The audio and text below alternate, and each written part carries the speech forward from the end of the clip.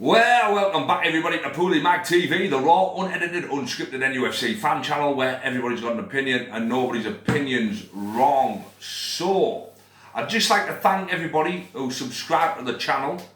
You know, I have reached the 50 mark now, subscribers. I'm now on the march to 100. So, if you like what you see, you know, you want to help a small channel grow, help the community grow, just hit like. It costs nothing, it's free to do so. Just helps, and like the videos helps the algorithm, you know, things like that, and help this channel grow. I don't expect it to be the Toon Review or Evermore or the Magpie channel or anything like that, but it'd be nice to have a few more comments, be nice to have a few more people to engage. You know, the engagement has went up significantly in the last few weeks, which I'm really happy with, and you know, I'd just like to thank the support. You know, I do have regular viewers, which I never thought I would have, so you know, that's amazing. But anyway, moving on from that, now that that's out the way, all that shilling there and, you know, shameless promotion of my own channel, now that's out the way, now it's time to get into the nitty gritty.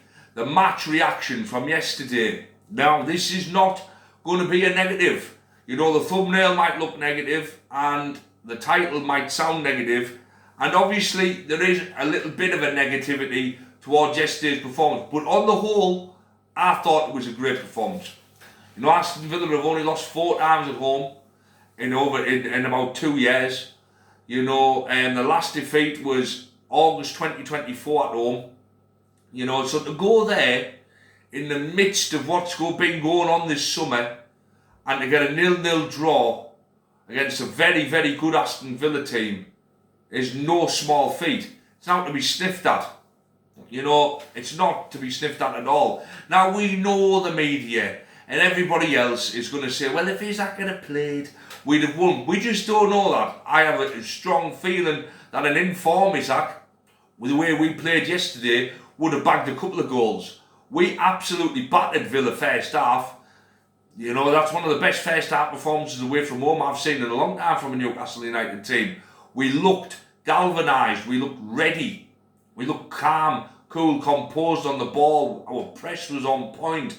Dan Burn, a colossus, looked cool. He looked like the best player on the pitch at times. Sandro Tonali bossing the midfield. I must say Bruno looked a little bit off the pace.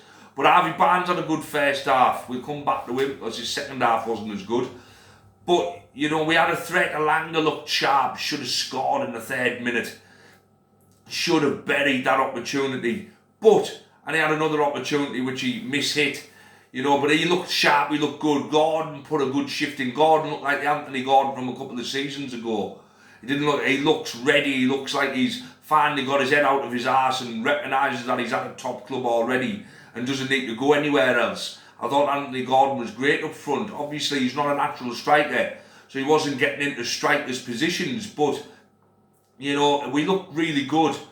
Joe Linton was good. The full team was good. Kieran Trippier and Livramento. I like that balance at the back. Cher was hitting some really, really good cross-field passes. Nick Pope looked composed with the ball. Maybe he's signing Aaron Ramsdale. Maybe he's given him that little bit of a kick up the arse that he needs. You know, I thought Nick Pope had a really good game. I thought his distribution was some of the best I've actually seen from Nick Pope, if I'm honest. You know, he never really hit the ball wrong. His kick-outs never really went out to play or back to the opposition. You know, I thought he played really well, Nick Pope, but he looked cool, calculating. A couple of times that he had to do something, you know, he did it. He did it, no issue. So I can't fault Nick Pope yesterday. I thought that was one of his better performances in a Newcastle shirt in a long time. Trippier rolling back the years. He is just a calming influence on that back four, Kieran Trippier. You know, and I feel sorry for Lewis Hall because I think Lewis Hall's going to find it hard to get back into this team. I really do. Because Tino, although he wasn't great at left back, you know, I think he's still recovering a little bit from, I don't know, a bit of fatigue or whatever. He's only young. But he didn't look great first half, but he come into it second half, I thought. The full team, you know, looked good. But it was just lacking that killer instinct, wasn't it? It was just lacking that killer instinct up front. You know, we created chances. It's not like our final ball was bad. You know, I thought Alanga's pass to Gordon when Conser got sent off, you know, that was a great ball. I know Bruno whipped even though he had a poor game by his standards, he whipped a beauty ball in. You know, our passing was really good. It was just our shooting wasn't. And Harvey Barnes, lovely ball in. Gordon jumps too early, you know, and then heads it over it's off the top of his head instead of his forehead, and it goes over the bar. You know, but we created chances. I know Bizot, I think the Aston Villa goalkeeper made a really good save from a Anthony Gordon shot from outside the box.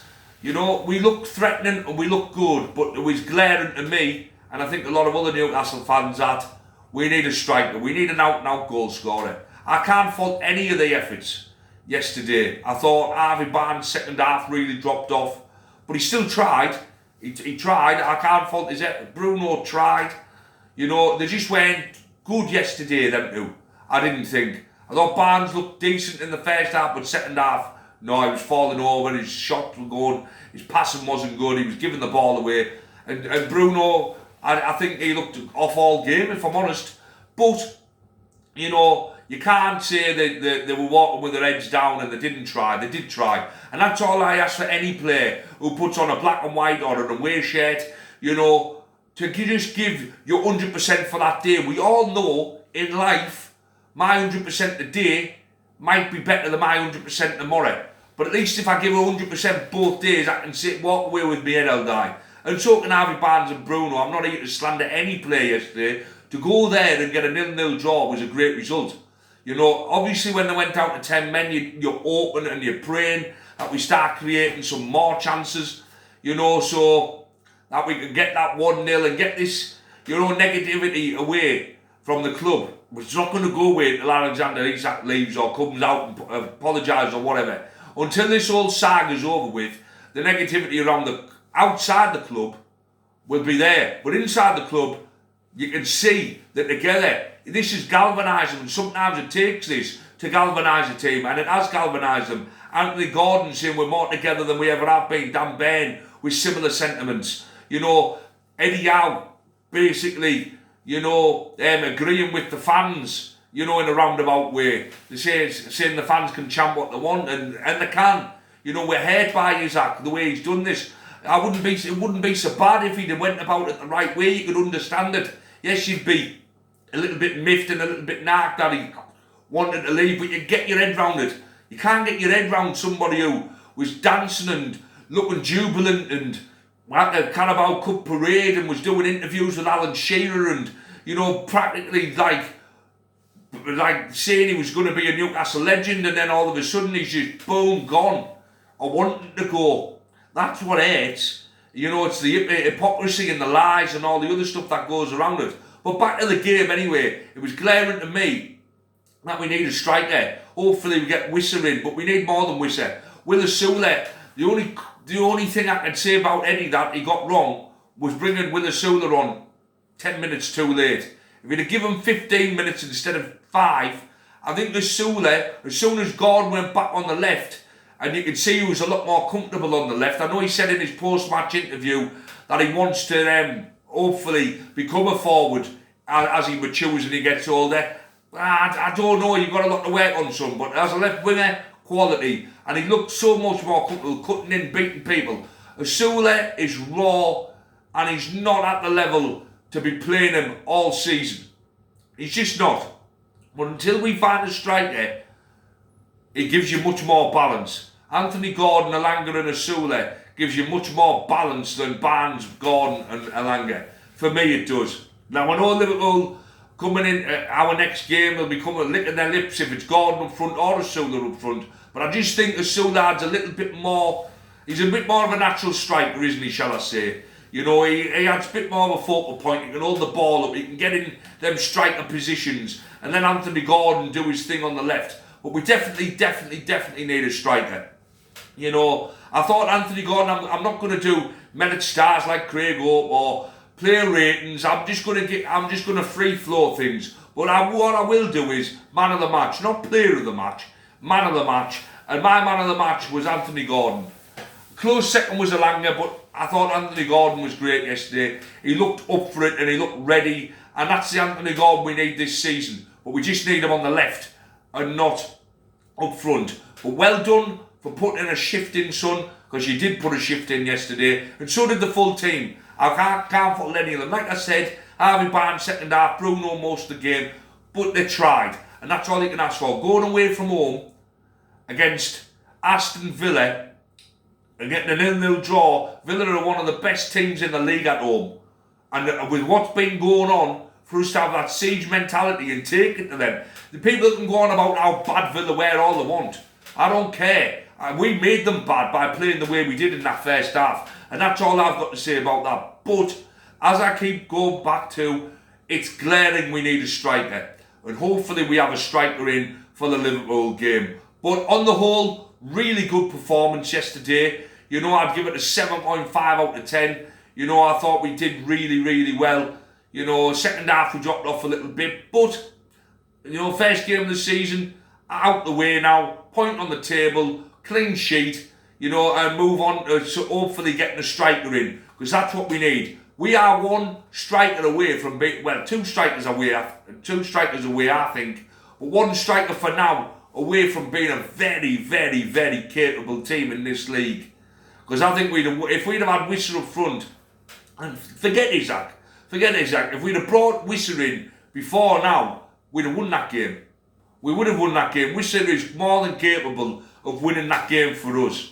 And it just takes the pressure off an Elanga, and it takes the pressure off a Gordon, because now and a Barnes, because now we're relying on them to score. And when the pressure's on, you know, non-strikers to get the goals, that's when mistakes can happen. We want them to not be worried about getting the goals, because when you're not worried about getting the goals, you probably will get the goals. But when the onus is on a non-striker to be winning your games, that's a lot of pressure, especially for a new signing, especially for left wingers. You know, you need that striker to come in to alleviate the pressure off them. So when they're not feeling the pressure, they can play with more freedom. And when they play with more freedom, they're probably more likely to score a goal. That's how I feel anyway. We definitely need a striker, but on the whole, very, very good performance. Happy with it. Bring on the bin dippers Monday. Hopefully we stick it to them for what they've done to us this summer. And yeah, the season's back, guys. So plenty more videos, you know, match reactions, other stuff coming your way. I've got some good ideas, fresh ideas to hopefully grow the channel. But I'd just like to say thank you for everybody who tunes in. If you're watching till the end, thank you very much. It just helps the channel grow. Anyway, have a lovely week. I hope you've all had a great weekend and have a great week. This will be coming out Monday dinner time, so most people will be back to work. But you know, this might cheer you up a little bit if you watch till the end, or even if you just watch a bit of it. Anyway, keep it black and white and keep it PoolieMagTV. Over and out, folks.